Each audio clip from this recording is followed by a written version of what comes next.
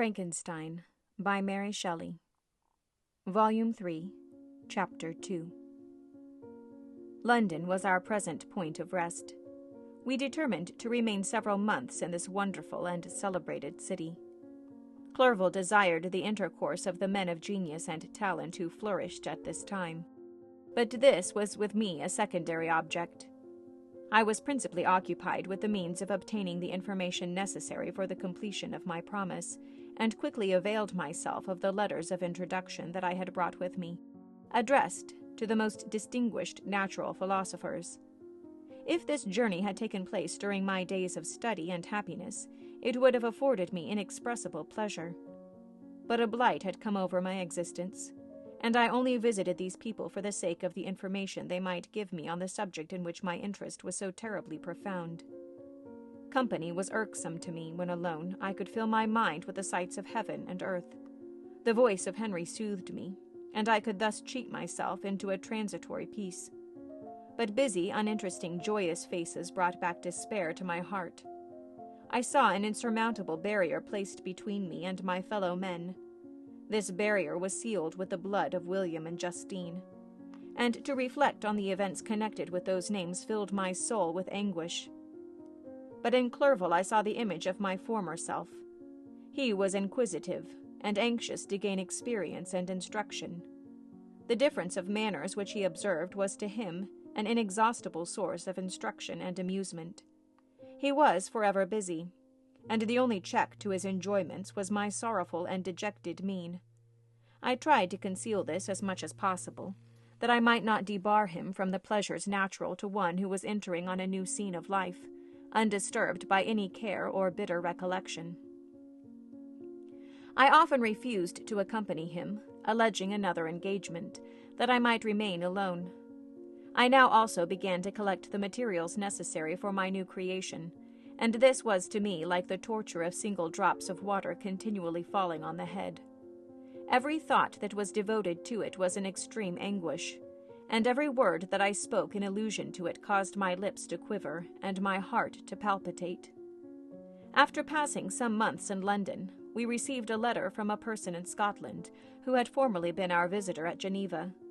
He mentioned the beauties of his native country, and asked us if those were not sufficient allurements to induce us to prolong our journey as far north as Perth, where he resided. Clerval eagerly desired to accept this invitation, and I, although I abhorred society, wished to view again mountains and streams, and all the wondrous works with which nature adorns her chosen dwelling-places. We had arrived in England at the beginning of October, and it was now February. We accordingly determined to commence our journey towards the north at the expiration of another month. In this expedition we did not intend to follow the great road to Edinburgh, but to visit Windsor, Oxford, Matlock, and the Cumberland Lakes, resolving to arrive at the completion of this tour about the end of July. I packed my chemical instruments and the materials I had collected, resolving to finish my labors in some obscure nook in the northern highlands of Scotland. We quitted London on the 27th of March, and remained a few days at Windsor, rambling in its beautiful forest. This was a new scene to us mountaineers. The majestic oaks, the quantity of game, and the herds of stately deer were all novelties to us. From thence we proceeded to Oxford. As we entered the city, our minds were filled with the remembrance of the events that had been transacted there more than a century and a half before. It was here that Charles I had collected his forces. This city had remained faithful to him, after the whole nation had forsaken his cause to join the standard of Parliament and liberty. The memory of that unfortunate king and his companions, the amiable Falkland, the insolent Gower, his queen and son, gave a peculiar interest to every part of the city which they might be supposed to have inhabited. The spirit of elder days found a dwelling here, and we delighted to trace its footsteps. If these feelings had not found an imaginary gratification, the appearance of the city had yet in itself sufficient beauty to obtain our admiration. The colleges are ancient and picturesque, the streets are almost magnificent, and the lovely Isis, which flows beside it through meadows of exquisite verdure, is spread forth into a placid expanse of waters, which reflects its majestic assemblage of towers and spires and domes, embosomed among aged trees. I enjoyed this scene, and yet my enjoyment was embittered both by the memory of the past and the anticipation of the future. I was formed for peaceful happiness. During my youthful days, discontent never visited my mind, and if I was ever overcome by ennui, the sight of what is beautiful in nature, or the study of what is excellent and sublime in the productions of man, could always interest my heart and communicate elasticity to my spirits. But I am a blasted tree. The bolt has entered my soul, and I felt then that I should survive to exhibit what I shall soon cease to be. A miserable spectacle of wrecked humanity, pitiable to others, and abhorrent to myself. We passed a considerable period at Oxford, rambling among its environs and endeavoring to identify every spot which might relate to the most animating epoch of English history. Our little voyages of discovery were often prolonged by the successive objects that presented themselves. We visited the tomb of the illustrious Hampden, and the field on which that patriot fell.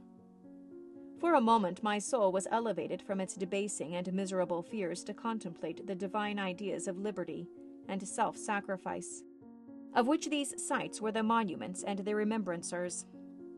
For an instant I dared to shake off my chains and look around me with a free and lofty spirit.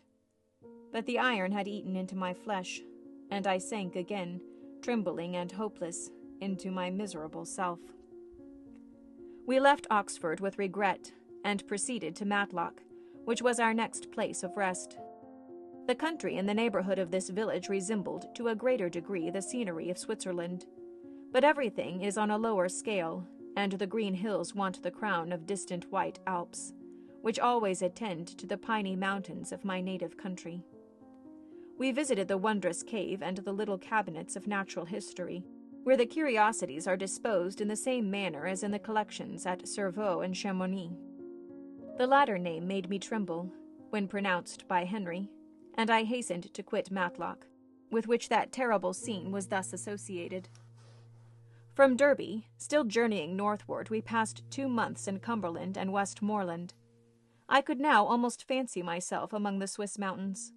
The little patches of snow which yet lingered on the northern sides of the mountains, the lakes and the dashing of the rocky streams, were all familiar and dear sights to me.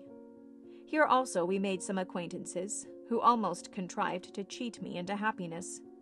The delight of Clerval was proportionably greater than mine.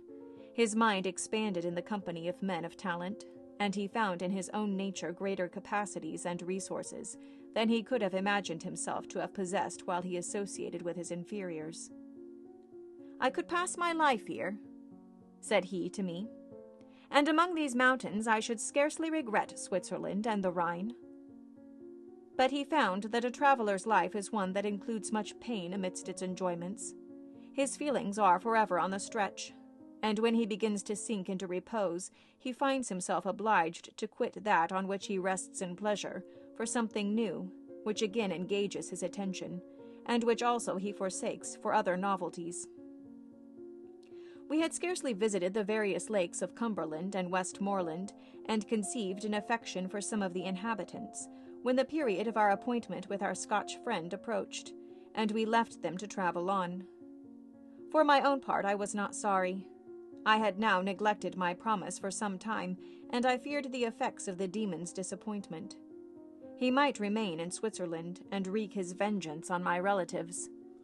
This idea pursued me and tormented me at every moment from which I might otherwise have snatched a repose and peace.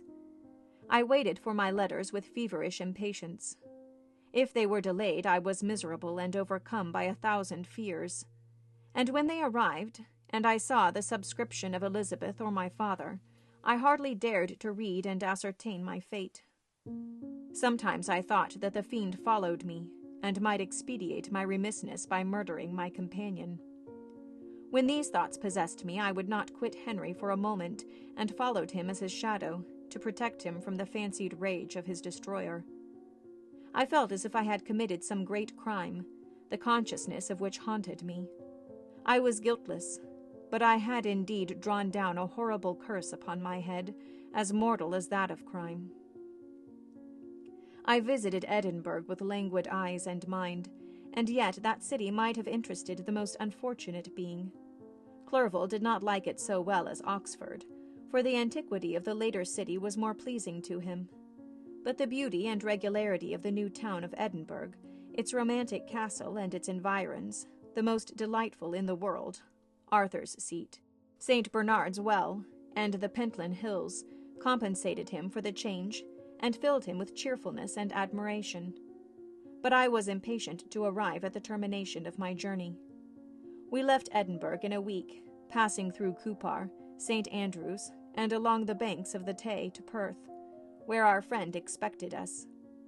But I was in no mood to laugh and talk with strangers, or enter into their feelings or plans with the good humor expected from a guest, and accordingly I told Clerval that I wished to make the tour of Scotland alone.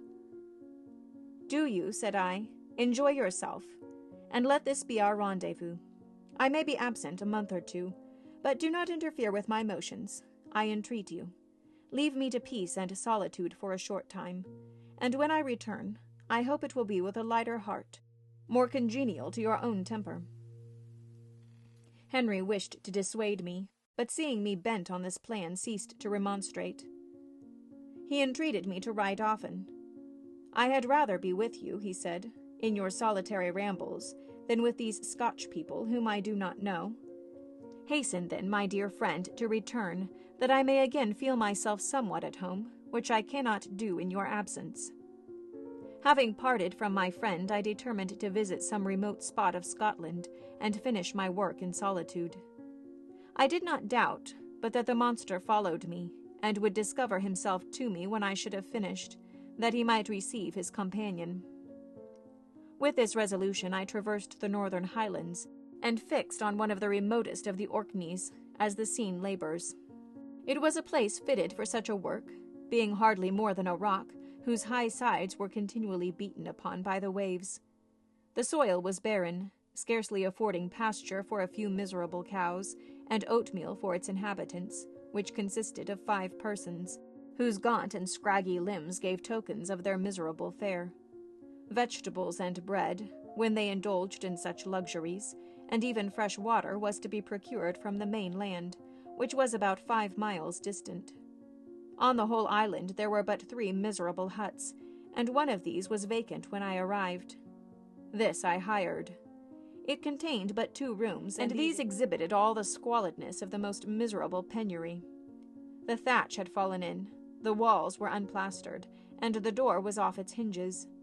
I ordered it to be repaired, bought some furniture, and took possession.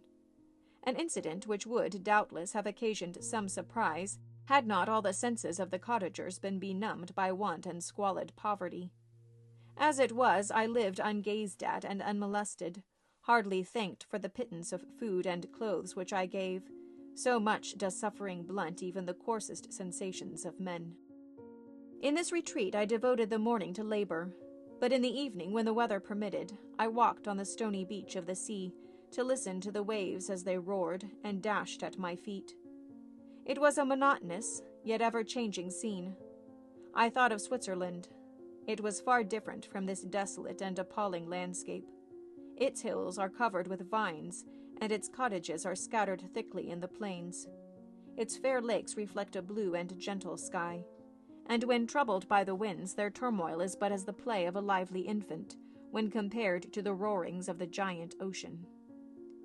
In this manner I distributed my occupations when I first arrived, but as I proceeded in my labor it became every day more horrible and irksome to me. Sometimes I could not prevail on myself to enter my laboratory for several days, and at other times I toiled day and night in order to complete my work. It was indeed a filthy process in which I was engaged. During my first experiment, a kind of enthusiastic frenzy had blinded me to the horror of my employment. My mind was intently fixed on the sequel of my labor, and my eyes were shut to the horror of my proceedings. But now I went to it in cold blood, and my heart often sickened at the work of my hands.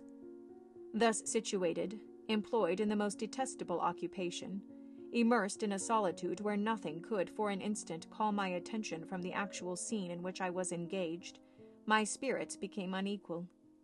I grew restless and nervous. Every moment I feared to meet my persecutor. Sometimes I sat with my eyes fixed on the ground, fearing to raise them lest they should encounter the object which I so much dreaded to behold.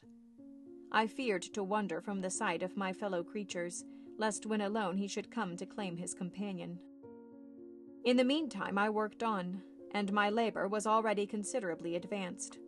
I looked towards its completion with a tremendous and eager hope, which I dared not trust myself to question, but which was intermixed with obscure forebodings of evil that made my heart sicken in my bosom.